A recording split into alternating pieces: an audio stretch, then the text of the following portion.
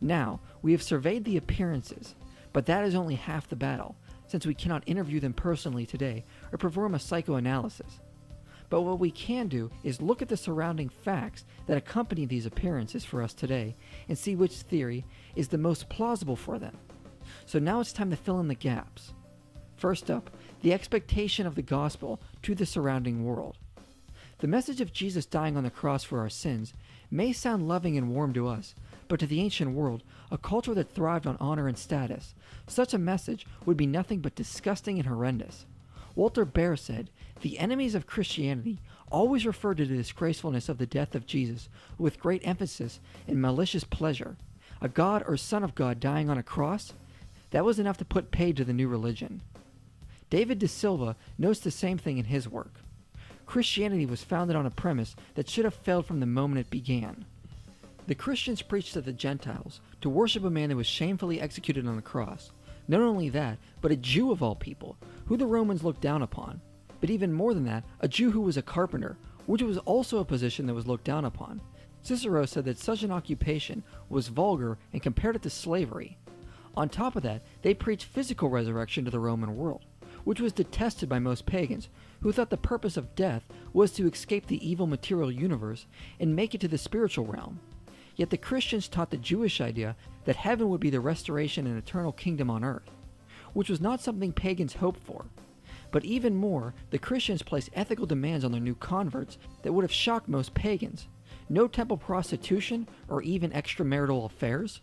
Morality was radically challenged by the Christians that flew in the face of most pagans. As De Silva notes, the message about this Christ was incompatible with the most deeply rooted religious ideology of the Gentile world, as well as with the most recent message propagated in the Roman imperial ideology. This is seen in how the Christian opponents, like Celsus, attacked Christianity.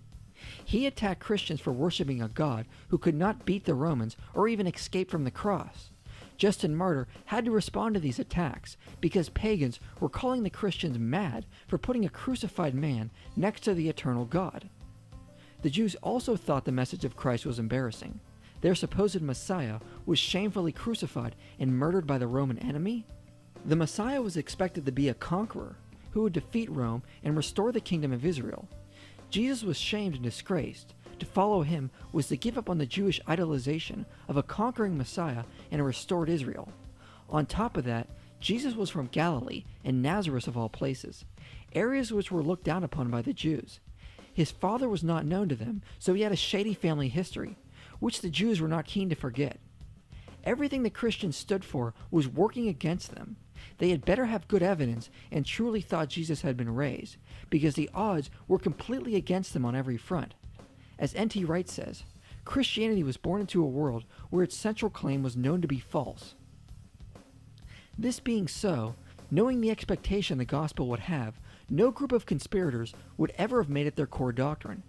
If you're going to make up a message to gain a following, you want to make up something that is appealing and will work to your advantage, not something that was expected to fail. So the conspiracy theory cannot explain why the Christians would make up such a story. Neither can the hallucination theory. As we said before, the crucifixion of Jesus is almost unanimously accepted by scholars, as well as the fact that Jesus didn't advocate light ethical loads. So unless the entire population of Jerusalem hallucinated Jesus' crucifixion and message, this would not be something that Christians were fooled into believing. Hallucinations also usually happen to grieving people as a psychological way to comfort themselves. You would not hallucinate things to believe that would cause you more trouble and grief. So the hallucination theory cannot explain why the disciples would preach an utterly embarrassing message in a way to win converts. And again, as we've already noted, the disciples in early church knew what visions were. Yet they preached a physical resurrection as part of the gospel, not a spiritual vindication. It would have been easier for their Gentile audience, and even Jewish audience, who didn't expect a resurrection to happen until the end of time, to preach a spiritual assumption over a physical return and transformation. Hallucinations would have inferred this, not a reanimation of the body. Since we know crucifixion was preached early, the mythic theory cannot explain this either. It would also have failed for the same reasons the conspiracy theory does. But all this fits perfectly with the resurrection theory. This is what was preached by Christians because this is how it happened, and they preached this embarrassing message because it was true. I would also point out the same conditions of the hallucination theory apply for Ludemann's theory for the rest of these facts, since his basic argument regarding the appearances would be they were caused by hallucinations and mass hysteria.